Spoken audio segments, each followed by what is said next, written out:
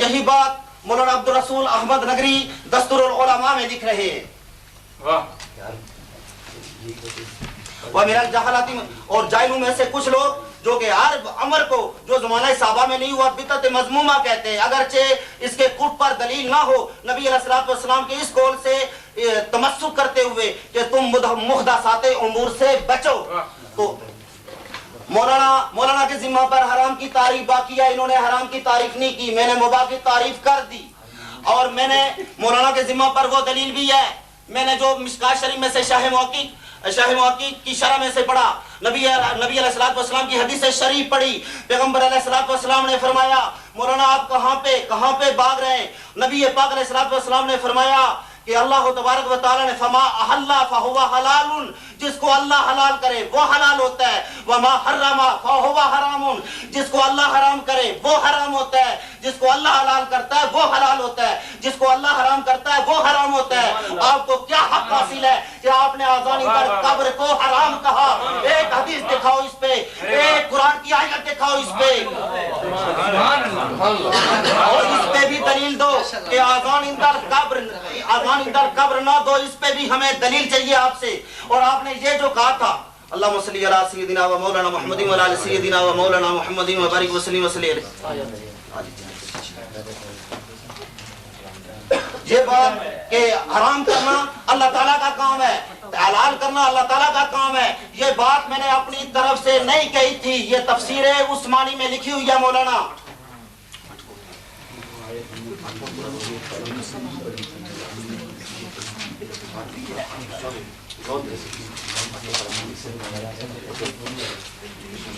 اور یعنی کسی چیز کو حلال و حرام کہنا صرف اللہ کے حکم سے ہو سکتا ہے. تفسیر عثمانی یعنی کسی چیز کو حلال و حرام کہنا صرف اللہ کے حکم سے ہو سکتا ہے.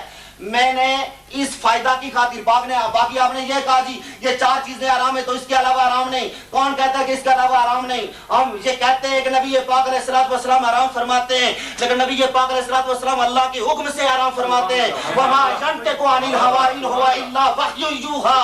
پیغمبر علیہ الصلوۃ والسلام اپنی مرضی سے کچھ نہیں کہتے، وہ اللہ تبارک و تعالیٰ کے حکم سے ہوتا ہے. اور پیغمبر کا حرام کرنا بھی اللہ کا حرام کیا ہوا جو ہوتا ہے وہی پیغمبر کا حرام کرنا ہوتا ہے. اور یہ بات آپ دیکھائیں کہ پیغمبر علیہ الصلوۃ والسلام نے آذان عند القبر کو کہاں پہ حرام کہا. یہ بات آپ دیکھائیں قرآن مجید کی آیت اس پہ لائیں کہ آذان عند القبر کہاں پہ حرام ہے. صحابہ کرام نے کہاں پہ کہا کہ آذان عند القبر حرام ہے؟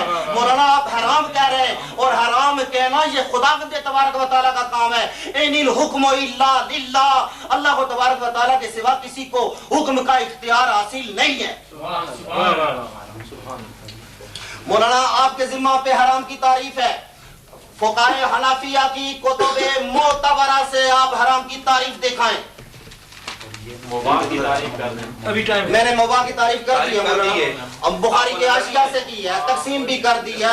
جس کو شریعت یہ واضح طور پر انہوں نے عبارت پڑھی، آپ کو نظر نہیں آئی تھی؟ جی بسم اللہ دوبارہ پڑھا. انہوں نے یہ جو عبارت کہا ہے کہ جس سے اللہ تعالیٰ نے جس کو بیان کی ہے وہ بیان ہو کے حلال حرام کو بیان کر دیا، اور جس سے جو عفو ہے وہ مباح ہے. جی یہ انہوں نے تعریف کی ہے. پہلے آپ حرام کی تعریف کریں، جلدی کریں. کیا تعریف کیا ہے؟ یہ انہوں نے عبارت پڑھی آپ کو اس وقت. جس چیز کا اللہ تعالیٰ نے حکم ارشاد نے، جس چیز کا شریعت مطہرہ میں حکم نہ ہو اور جس چیز سے شریعت مطہرہ نے منع نہ کیا ہو وہ فعل مباح ہوتا ہے. شریعت نے اس پر حوالہ دے دیں، حوالہ دیں، کتاب ہمیں بھیج دیں. کس حوالہ؟ قرآن کی آیت آپ کے سامنے رکھی ہے. شریعت نے حکم نہ دیا. آپ جی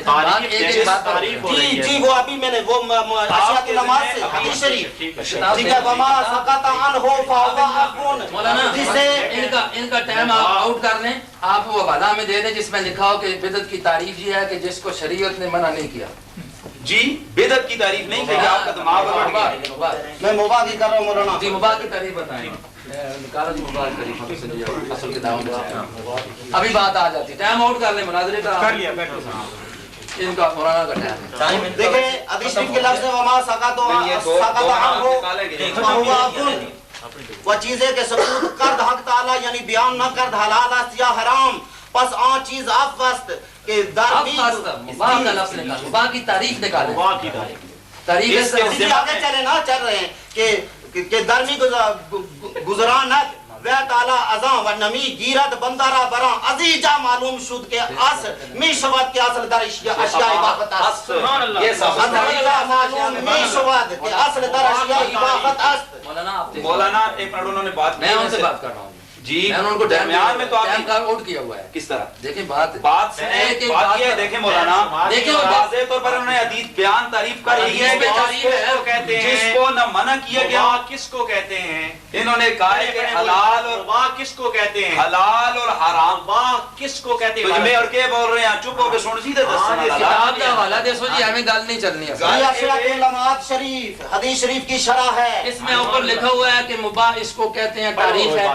کتاب التعریفات اٹھائیں مولانا, جہالت والی بات نہ کریں, خلاصہ کدانی اٹھائیں, توضیح تلوی اٹھائیں, اسامی اٹھائیں. جن آپ حرام کی تعریف فرمائیں, آپ کے ذمہ پہ حرام کی تعریف ہے. میں نے مجھے یہ بتائیں کہ حرام پہلے چیز ہوتی ہے بڑی بڑا آپ حرام کی تعریف کریں نا. آپ لوگوں کو اس پر مجبور کرتے ہیں اذان دیں تو آپ کون مجبور کرتا ہے؟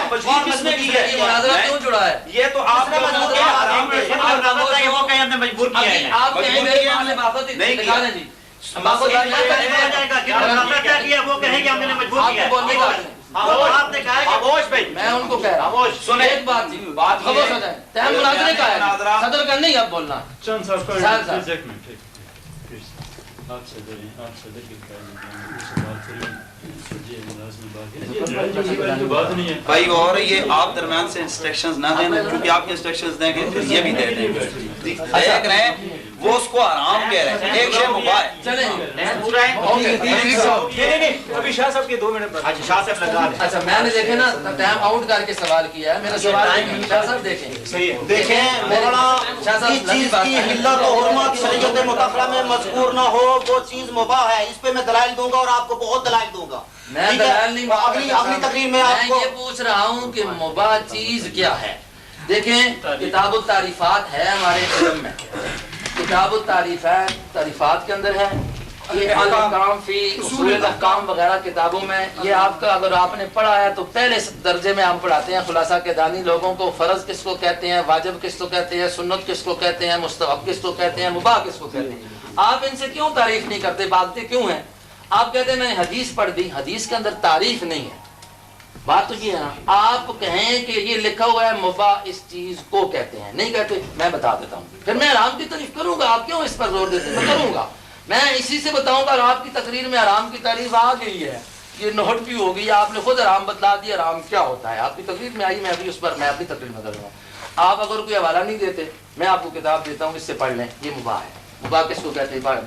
آپ نے بات اصلیہ کے ضمن میں بات کر رہا ہوں, آپ اس بات کر رہے ہیں جو حکم شرعی کے نیچے ہے. جتنی بات کریں میں نے سوال کیا ہے تعریف کریں. مباح کہتے کس کو ہے؟ مولانا المحترم, آپ جس مباح کی بات کر رہے ہیں وہ احکام شرعیہ کے تحت آ رہا ہے. جس میں مباح کی بات کر رہا ہوں وہ اباحت اصلیہ ہے.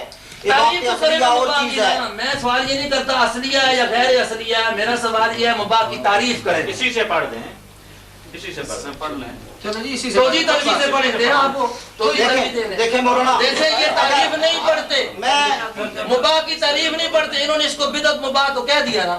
اب مباح کی تعریف مولانا حدیث رسول اللہ صلی اللہ علیہ وسلم سے بڑھ کر کوئی تعریف کرنے والا نہیں. نبی پاک علیہ السلام متعین کر رہے ہیں کی تعریف کر رہے ہیں. حدیث رسول نبی پاک علیہ السلام شارع ہیں, حضور صلی اللہ علیہ وسلم شارع ہیں, وہ شریعت کے احکام بیان کرنے والے ہیں. اور نبی پاک نے فرمایا کہ جس چیز کو اللہ نے حلال کیا وہ حلال ہے, جس چیز کو اللہ نے حرام کیا وہ حرام ہے, اور جس چیز کے بارے میں جو خاموشی ہے وہ چیز معاف ہے.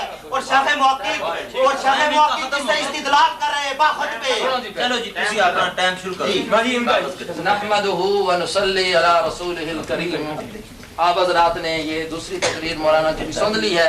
میرا یہ مطالبہ تھا کہ ان 4 چیزوں کے علاوہ اور کچھ حرام ہے کہ نہیں, چونکہ انہوں نے آیت پڑھی تھی, انہوں نے مانا اور بھی حرام ہے. اس اور میں یہ بھی آ جائے گی جو ہم نے کہی ہے. نمبر اس لیے آپ کا استدلال قرآن سے صحیح نہ رہا. اس کے بعد یہ کہا تھا انہوں نے کہ اس کے بعد میں نے یہ سوال کیا تھا کہ آپ نے تو اس کو بدعت مباح مان لیا ہے. بدعت کہا ہے, سنت ثابت نہیں کیا, وہ صاحب نے کیا. جبکہ آپ کے بڑوں نے اس کو سنت لکھا ہے اور مستحب لکھا ہے. میں نے حوالہ دیا تھا, اس کا آپ نے جواب نہیں دیا, آپ اپنے بڑوں سے ہی پہلے مناظرے میں بھاگ گئے.